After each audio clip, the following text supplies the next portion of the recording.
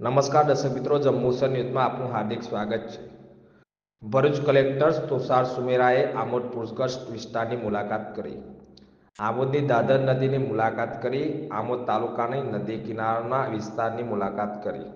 આમોદના વાટિયા ગામની મુલાકાત કરી 15 અસરગ્રસ્ત લોકોને સ્થળાંતર કરાવ્યા। જંબુસર તાલુકાના કુંડર ગામે દાદર નદીના પાણીનું વહેણું વધ્યું। વિસ્તારની નાની બાળકીના માથા ઉપર હાથ ફેરવી આશીર્વાદ આપ્યા।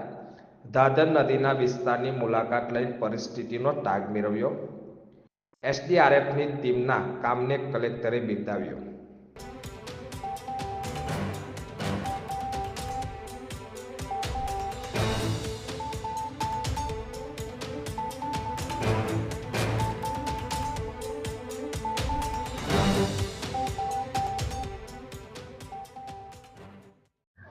દાદર નદીમાં જે હાલ પૂરની સ્થિતિ સર્જાઈ છે તેના કારણે ભરૂચના ખાસ કરીને અમારા આમોદ અને જંબુસર તાલુકામાં ખાસા પાણી ગામો સુધી આવેલા છે। હાલ હમણાં જ હજી 12 લોકોનું અહીંયા રેસ્ક્યુ થયું છે અને એ રીતે અલગ અલગ જગ્યાએ ઓપરેશન્સ પણ ચાલી રહ્યા છે।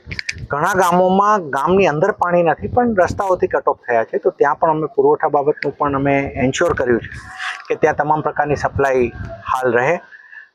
હજી લાગી રહ્યું છે કે આજકાલ સુધી તો આ પાણી ઓસરવામાં સમય લાગશે, એકાદ દિવસ એવું લાગી જ જવો જોઈએ।